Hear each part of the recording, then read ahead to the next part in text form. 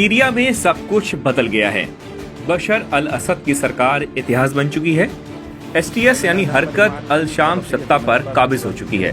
लेकिन इन सब के बावजूद अगर कुछ नहीं बदला तो वो है इजराइल के तेवर और इजराइल के हमले। इजराइल की IDF ने एक बार फिर सीरिया में जमकर बमबारी की। IDF ने सीरिया के अल कहरदा क्षेत्र के एक मिलिट्री साइट पर जोरदार हमला किया। इजराइल का दावा है कि इस इलाके में असद सरकार के हथियार छिपा कर रखे हुए थे और ये इलाका एक बड़ा हथियार डिपो था जिसे IDF ने तबाह कर दिया। इजराइल का कहना है कि वो अपने नागरिकों की सुरक्षा के लिए प्रतिबद्ध है और सीरिया में उसे जहां भी उसकी सुरक्षा को खतरा दिखेगा वो कार्रवाई करने से हिचकेगा नहीं। इजराइल अब तक सीरिया में असद समर्थकों के 80% सैन्य ठिकाने तबाह कर चुका है। सीरियाई सेना IDF का कहना है कि वो सीरिया के कई शहरों में छिपे हथियारों के डिपो और anti aircraft batteries production site पर हमले जारी रखेगा। जहां एक तरफ सीरिया के एक बड़े हिस्से पर विद्रोहियों का कब्जा है तो दूसरी तरफ इजराइल लगातार आक्रामक रुख अपनाए हुए है।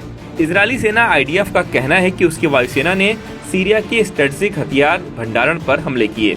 दरअसल सीरिया पर हमले के पीछे इजराइल की आक्रामक रणनीति की बड़ी वजह खुद HTS और अल-कायदा भी है, क्योंकि सीरिया में अल-कायदा से जुड़े सुन्नी विद्रोही गुट HTS का कब्जा है। बशर के रूस भाग जाने के बाद इजराइल ने सीरिया के सैन्य ठिकानों पर हमला कर उसके हथियार उड़ा दिए ताकि ये हथियार आतंकी और कट्टरपंथी संगठनों के हाथ न लग सकें। इजराइल ने न सिर्फ हवाई हमले किए बल्कि जमीनी स्तर पर भी इजरायली सेना सीरिया की सीमा के भीतर घुसी।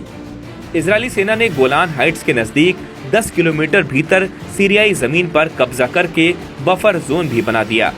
कई रिपोर्ट्स में दावा किया गया कि इजराइल सीरिया के रणनीतिक तौर पर महत्वपूर्ण इलाके पर कब्जे की फुल प्रूफ योजना बना चुका है और उसे बस मौके का इंतजार है। इससे पहले IDF ने दमिश्क, होम्स, टार्टस, लटाकिया और पलमायरा में बड़े पैमाने पर anti aircraft batteries, missile, drone, fighter jet और टैंकों को हवाई हमलों से तबाह कर डाला था।